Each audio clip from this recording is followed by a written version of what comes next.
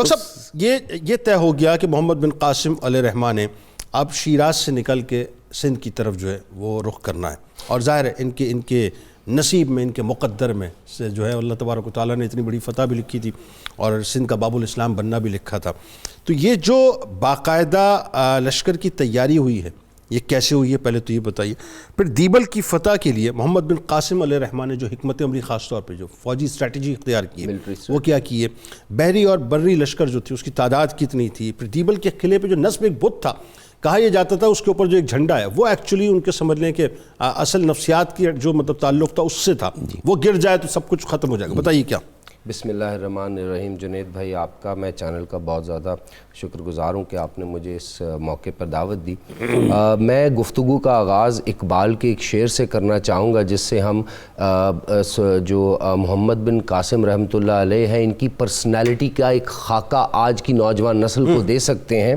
اقبال فرماتے ہیں خرد نے کہہ بھی دیا لا الہ تو کیا حاصل، دل و نگاہ مسلمان نہیں تو کچھ بھی نہیں. محمد بن قاسم بیسیکلی دل و نگاہ سے مسلمان تھے، اور آپ جو کہا جاتا ہے نا کہ جو ایون کے ہسٹورین بھی لکھتے ہیں کہ وہ جو پہلا قدم بر صغیر پر محمد بن قاسم کا پڑا وہ بیسیکلی دو قومی نظریے کا پہلا قدم. قائد اعظم محمد علی جناح علیہ الرحمہ کا غالب بالکل ایسا ہی ہے، وہ دو قومی نظریے کا پہلا قدم تھا. اور آپ کو میں اپنی نظر میں تاریخ کا ایک طالب علم کی حیثیت سے صرف فاتح سندھ نہیں بلکہ فاتح ہند کا بھی لقب دیتا ہوں محمد بن قاسم کو.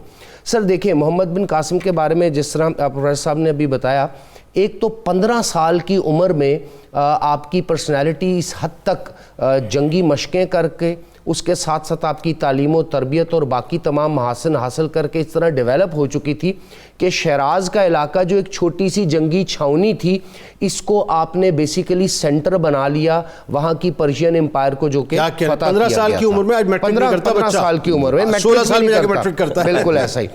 اب وہاں سے جب شیراز کی ریاست وہاں سے انہوں نے آغاز کر لیا تو اگلا حکم جو آپ کو آتا ہے، ابھی آپ کی عمر 16-17 سال ہے اور اس کے لیے آپ کو ایک پراپر پلاننگ کرنی ہے، کیونکہ اب کی بار جو حملہ کرنا ہے اس سے پہلے اموی حکومت 2 حملے کر چکی ہے جو اس طرح سے ان کو اس میں کامیابی نہیں ملی. تو جو محمد بن قاسم ہے ان کے سامنے اب 3 سے 4 بڑے محاذ ہیں. پہلا محاذ کہ ایک جو کنسالیڈیٹڈ امپائر سسٹم یہ آلریڈی ڈیولپ کر چکے ہیں اور شیراز کو ایک بہترین شہر بھی بنا چکے ہیں اور وہاں پر اپنا سینٹر قائم کر چکے ہیں، وہاں سے بھی تعلق قائم رکھنا ہے. دوسری طرف زمینی علاقے فتح کر کے سندھ میں داخل ہونا پڑے گا، کیونکہ اگر ہم پورے کا پورا نقشہ دیکھیں تو ہمیں راستے میں مکران کے ابھی بھی کچھ ایسے علاقے ملتے ہیں جہاں پر مسلمانوں کی مکمل حکومت نہیں، اور پھر مکران سے آگے کی طرف جہاں آج کا موجودہ بلوچستان میں لسبیلا کا علاقہ ہے اس کو بھی فتح کرنا تھا. تو سارا کوسٹل ایریا ہے مکران، بالکل کوسٹل ایریا، اور یہ کوسٹل ایریا بھی ہے ساتھ ساتھ تھوڑا سا ٹف ٹیرینز ماؤنٹینیس ریجن بھی ہے، تھوڑے سے پلیٹو ٹائپ ایریاز. لیکن مسلمانوں کا عرب سے جو ایکسس ہوتا تھا وہ اسی ایریا سے ہوتا تھا، اسی ایریا سے ہوتا تھا. انہوں نے آنا تھا، اس کو پلان بھی کرنا. بالکل ٹھیک ہے. یہ 2 بڑے کام تھے. تیسرا بڑا کام یہ تھا کہ راجہ داہر بیسیکلی ایک کنسالیڈیٹڈ امپائر چلا رہا تھا، اس کی وہاں پر لوگوں میں بہرحال ایک ڈاک بیل تھی، لوگ اس کو فالو کرتے تھے، اس کی فوجیں تیار تھیں. پھر جو بحری قزاق تھے اس کے ساتھ وہ ملا ہوا تھا، اسی وجہ سے اس کو دونوں طرف سے انہوں نے ایک پلان کیا کہ سمندر کے راستے بھی اور خشکی کے راستے بھی اس پہ ڈکیتوں کا بھی سرغنہ تھا. جی بالکل ایسے اس پہ حملہ کیا. ڈکیتوں کا سرغنہ آپ سمجھ لیجئے وہ اس ٹائم کے وقت اس وقت کے حساب سے ان سے کمیشن لیتا تھا اس تمام کام کرنے کی، ان کو اجازت اس نے دی ہوئی تھی. ایون کہ اس دور کی مرسنریز فوجوں میں بھی وہ ڈکیت اس کے ساتھ شامل ہوتے تھے جو کہ ساحلی علاقوں پر جب اس پہ حملہ ہوتا تھا. لیکن عقل کے اندھے آج بھی اس کو ہیرو کہتے ہیں. اس پہ آگے بات کریں گے. اب سر جب دیکھتے ہیں کہ محمد بن قاسم یہاں پر آتے ہیں تو اب ایک وقت میں 2 کام کرتے ہیں. پہلا کام کیا کرتے ہیں کہ آپ جو اپنا زمینی راستہ ہے اس کو کلیئر کرتے ہیں، اور اس کے ساتھ ساتھ آپ دوسری طرف عراق سے خط و کتابت جاری رکھتے ہیں.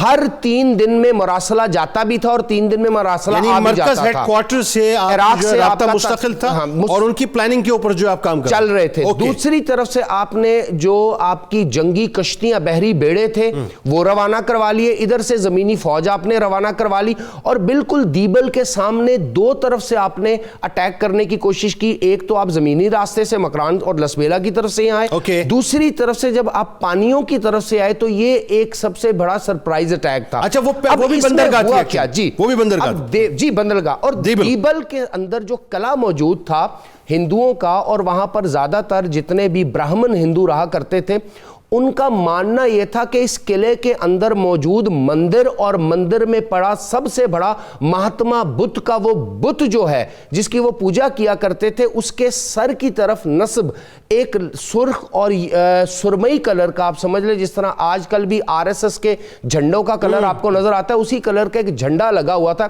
ایک بہت بڑے اور لمبے بانس کے اوپر. تو ان کا ماننا یہ تھا کہ یہ جھنڈا جب تک لہراتا رہے گا کوئی بھی اس قلعے کو اور ہمیں فتح نہیں کر سکتا, اور اس پورٹ کو فتح کرنا, دیبل کی بندرگاہ کو فتح کرنا ہی داخلہ دے سکتا ہے سندھ کے اندر. اب محمد بن قاسم وہاں جاتے ہیں اور چاروں طرف آپ ایک بہت بڑی خندق کھود لیتے ہیں.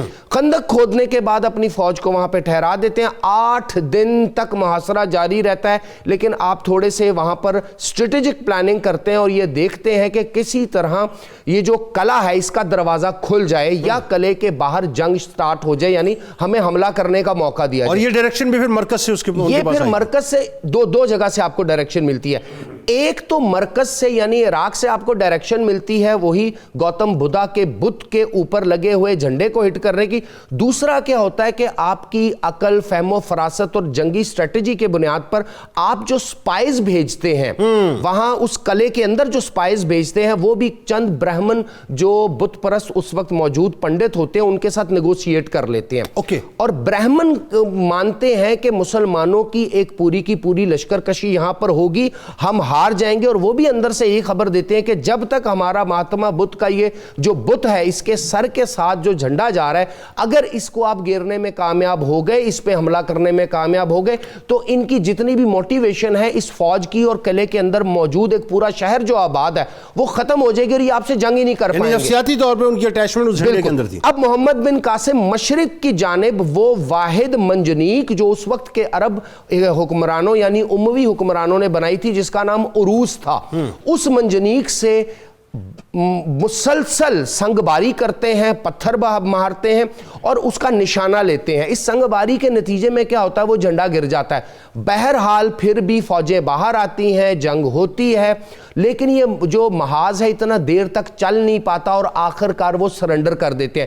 اتنی دیر میں محمد بن قاسم نے ایک پلان بی بھی بنایا ہوتا ہے کہ ایک اپنے لشکر کا ایک پورا دستہ جس کو یہ حکم دیا ہوتا ہے کہ جب ہم ان کو جنگ میں انگیج کر لیں گے تو تم نے پچھلی سائڈ سے سیڑھیاں لگا کر قلعے پہ داخل ہونا شروع کر دینا. پیچھے سے وہ قلعے میں داخل ہوتے ہیں, یہاں سے یہ سرنڈر ہو جاتے ہیں. ادھر سے مہاتما بدھ کے اوپر لگے ہوئے جھنڈے کو ٹوٹا دیکھتے ہوئے ہندوؤں کی جو توہم پرستی ہے, جو توہم پرستی اس چیز کو پہ ان کا مذہب یہ سکھاتا ہے کہ جب تک آپ کے یہ بھگوان اور یہ اس طرح کا نظام اور اس طرح کے جھنڈے اور اس طرح کے توہمات آپ کو سپورٹ کرتی ہیں تو آپ رہیں گے. اس کے گرنے کے بعد بڑی آسانی کے ساتھ وہ براہمن, ہندو اور باقی تمام لوگ سرنڈر کرتے ہیں. لیکن خوبصورت بات یہ ہے کہ محمد بن قاسم سرنڈر کرنے کے بعد ان پر ظلم نہیں کرتے, قتل و غارت نہیں کرتے, شہر برباد نہیں کرتے اور تمام کو اسلام کی امان میں لے لیتے ہیں, یہاں تک کہ ان کے اس وقت کے موجود